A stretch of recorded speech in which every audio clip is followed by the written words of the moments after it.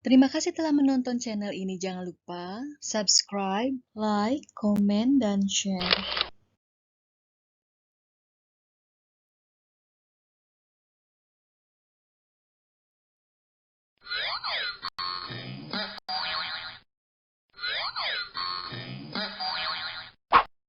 Tanya Kanina.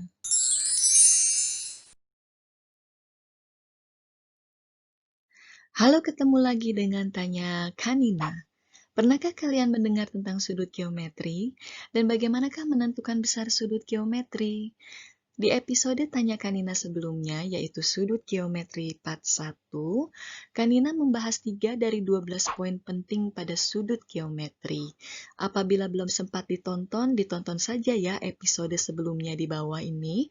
Karena selain poin-poin penting yang Kanina bahas, terdapat juga banyak informasi menarik lainnya seperti sejarah geometri dalam segmen Tahukah Kamu? Dan cerita tokoh ilmuwan Euclid yang merupakan bapak dari geometri. Jadi ditonton ya agar kamu nggak ketinggalan informasinya. Dan di episode kali ini, Kanina akan membahas 3 poin berikutnya dari 12 poin penting yang akan Kanina sampaikan. Jangan di-skip ya, karena di antaranya akan ada fakta cepat yang pastinya akan lebih menarik lagi untuk disimak.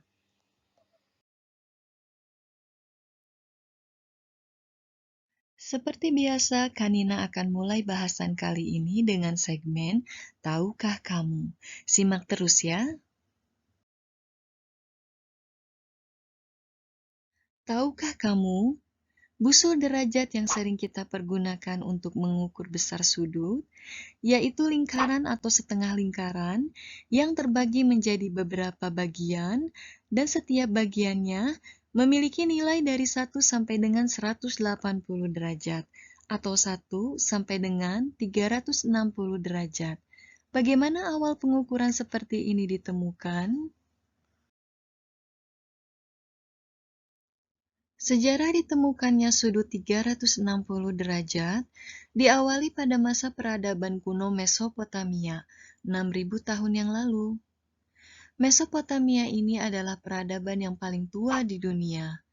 Para arkeolog memperkirakan peradaban Mesopotamia ini telah ada sekitar 4.000 tahun sebelum Masehi. Peradaban ini dinamakan Mesopotamia, yang berasal dari bahasa Yunani, memiliki arti di antara dua sungai. Karena lokasi peradaban Mesopotamia berada di antara dua sungai besar, yaitu Sungai Tigris dan Sungai Efrat, di mana dua sungai besar ini sekarang berada di wilayah Irak. Peradaban Mesopotamia merupakan peradaban yang membawa perubahan besar pada kehidupan manusia, dikarenakan pada masa ini lahir banyak penemuan penting yang masih digunakan dan berpengaruh sampai dengan saat ini. Para ahli berpendapat bahwa bangsa di wilayah Mesopotamia adalah bangsa yang pertama kali memiliki sistem organisasi dan politik, tata kota, peraturan hukum, dan perencanaan ekonomi. Dapat dikatakan bahwa peradaban Mesopotamia adalah peradaban yang sudah maju. Di masa inilah manusia sudah mulai mengetahui bagaimana bercocok tanam dan pengairan lahan, beternak, berdagang, dan penemuan alat transportasi seperti perahu dan roda pertama kali di dunia, dan penggunaan logam perunggu yang pertama kali pada berbagai macam peralatan. Para ahli menemukan terdapat beberapa bangsa yang lahir pada peradaban Mesopotamia, yaitu bangsa Sumeria, bangsa Akkadia, bangsa Babilonia, dan bangsa Assyria. Di bawah bangsa-bangsa besar ini dibangunlah beberapa wilayah kota dan ibu kota yang memiliki pemerintahan sendiri. Wilayah kota ini dipimpin oleh pendeta tertinggi atau gubernur. Bangsa yang pertama lahir adalah bangsa Sumeria, yang pemerintahannya berpusat di kota Uruk. Kota Uruk ini dikatakan kota pertama di dunia yang terbentuk pada tahun 3200 sebelum Masehi. Pada zaman kekuasaan bangsa Sumeria inilah ditemukan tulisan pertama di dunia, yang diukir di atas tanah liat. Para ahli menyebutnya dengan nama cuneiform. Dan ditemukan juga bilangan angka pertama di dunia yang bernama bilangan sekagesimal. Bilangan sekagesimal ini memiliki angka dasar 1 sampai dengan 60. Berawal daripada masa itu, mereka berhitung menggunakan 12 ruas jari di salah satu tangan dan 5 jari di tangan lainnya, sehingga menghasilkan hitungan 60 di kedua tangan. Sampailah pada suatu masa bangsa Sumeria ditaklukkan oleh bangsa Akkadia. Dan kemudian, bangsa Akkadia memiliki sebagian besar wilayah Mesopotamia. Pada pemerintahan bangsa Akkadia ini, sistem kerajaan pertama di dunia lahir dengan rajanya yang pertama bernama Raja Sargon, yang memimpin kerajaan Akkadia dari tahun 2334 sampai dengan 2284 sebelum Masehi. Pada saat ini, aturan dan hukum pertama kali dibuat. Sampai pada suatu masa, kerajaan Akkadia jatuh pada tahun 2154 sebelum Masehi dan terbagi menjadi dua wilayah, yaitu wilayah Babilonia dan wilayah Assyria.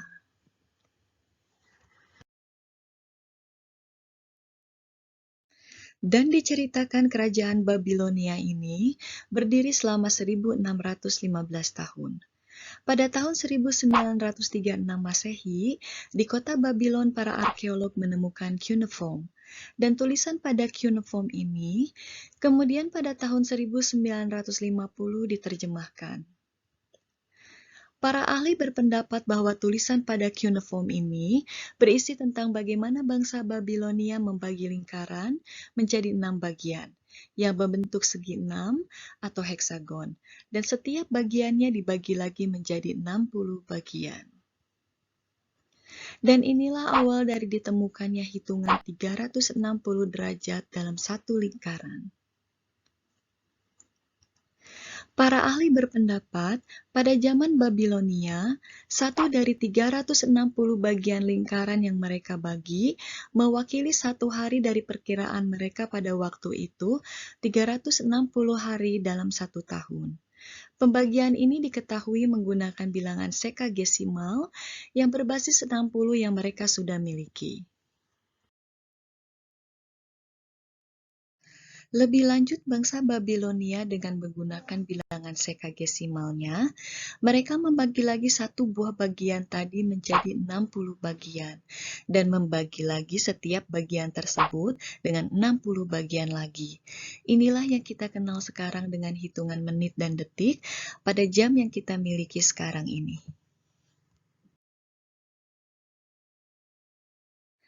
Dan akhirnya penemuan 360 derajat ini sampailah di Mesir. Bangsa Mesir menggunakan penemuan ini untuk menandai waktu dengan menggunakan bayangan matahari. Saat ini kita menyebutnya dengan sundial. Kemudian konsep ini ditemukan oleh bangsa Yunani yang waktu itu menguasai Mesir pada tahun 332 sebelum Masehi. Di tangan para ilmuwan Yunani seperti Aristarchus, Archimedes, dan Hipparchus, konsep ini berkembang menjadi banyak penemuan penting. Dan ilmuwan Yunani Hipparchus yang pertama kali menerapkan penemuan bangsa Babilonia ini pada geometri, sehingga didapatlah satuan sudut derajat yang kita pakai saat ini. Demikianlah asal-usul ditemukannya hitungan sudut 1 sampai 360 derajat. Semoga bermanfaat. Dan kini saatnya kita memasuki pokok bahasan kita, yaitu sudut geometri. Berikut 3 poin berikutnya untuk menentukan besar sudut geometri. 4. Sudut bertolak belakang atau opposite angle. Sudut bertolak belakang atau opposite angle adalah sudut yang memiliki posisi saling bertolak belakang. Sudut ini memiliki besar yang sama. Berikut contoh soalnya.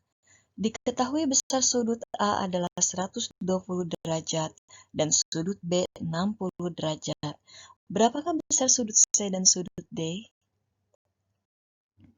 Untuk mendapatkan jawabannya dengan menggunakan prinsip geometri, maka besar sudut A adalah sama dengan besar sudut D.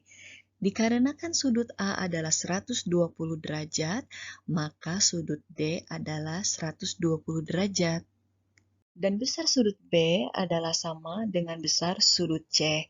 Karena sudut B adalah 60 derajat, maka sudut C 60 derajat.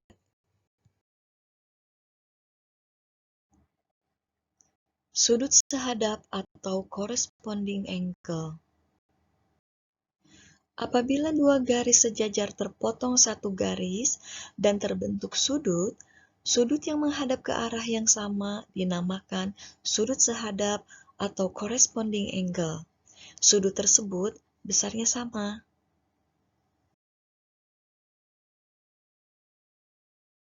Sudut sehadap atau corresponding angle ini disebut juga sudut F. Apabila dua sudut berada di dalam garis huruf F, maka besar sudut tersebut sama. Dari gambar berikut di atas, kita mengetahui sudut A adalah 120 derajat, sudut B adalah 60 derajat, sudut C adalah 60 derajat, dan sudut D adalah 120 derajat. Bagaimana menentukan sudut sehadap dari sudut-sudut tersebut?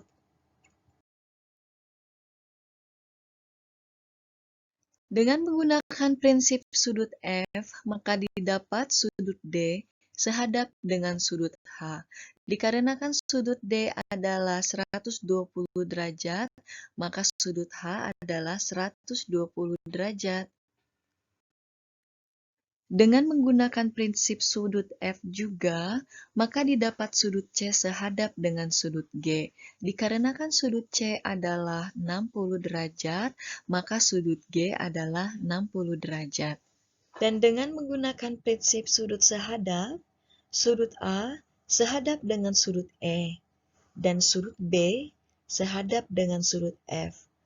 Maka besar sudut E adalah 120 derajat, dan sudut F adalah 60 derajat. Fakta cepat. Teori sudut sehadap atau sudut F ini ditemukan ilmuwan Yunani Euclid 2350 tahun yang lalu. Euclid menuliskan dalam bukunya The Elements bahwa sudut yang sehadap nilainya adalah sama. 6. Sudut berseberangan dalam atau alternate interior angle. Sudut berseberangan dalam adalah sudut dengan posisi yang saling berseberangan. Posisi sudut ini hampir menyerupai sudut Z, yaitu tepatnya berada di dalam huruf Z. Berikut diketahui besar sudut A adalah 110 derajat dan besar sudut B adalah 70 derajat. Besar sudut C adalah 70 derajat dan besar sudut D adalah 110 derajat. Bagaimanakah menentukan sudut-sudut yang berseberangan dengan sudut-sudut tersebut? Dengan menggunakan prinsip sudut Z, sudut D berseberangan dengan sudut E, maka besar sudut D dan sudut E adalah sama, yaitu 110 derajat. Dengan menggunakan prinsip sudut Z juga, sudut C berseberangan dengan sudut F, maka besar sudut C dan sudut F adalah sama, yaitu 70 derajat. Fakta cepat. Sudut berseberangan dalam atau sudut Z ini terdapat juga pada buku Euclid The Elements. Euclid menuliskan bahwa sudut yang berseberangan ini nilainya adalah sama. Sampailah kita di segmen terakhir, yaitu cerita tokoh. Kalau di episode sebelumnya, kita telah membahas tokoh ilmuwan Euclid yang merupakan bapak dari geometri. Kali ini, Kanina akan membahas tentang ahli matematika pertama di dunia, yaitu Thales de Miletus. Thales dari Miletus ini disebut sebagai orang yang pertama kali menggunakan penjelasan matematika pada penemuannya. Thales lahir di Miletus, sebuah daerah yang sekarang adalah barat daya Turki. Thales hidup di masa tahun 624 sebelum Masehi sampai dengan 546 sebelum Masehi. Thales ini berkebangsaan Yunani. Tidak banyak yang diketahui mengenai hidup Thales, tapi tokoh Thales dari Miletus ini banyak diceritakan oleh seorang ahli matematika besar Yunani yang bernama Aristoteles, yang hidup 235 tahun sepeninggal Thales. Penemuan Thales merupakan dasar dari penemuan Aristoteles.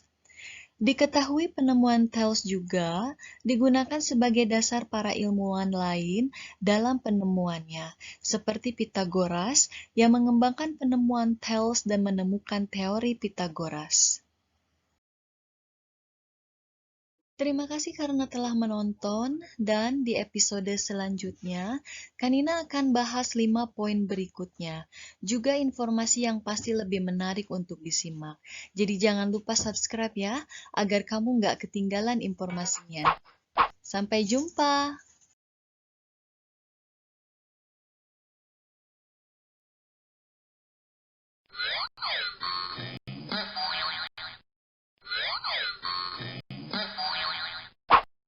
Tanya Kanina.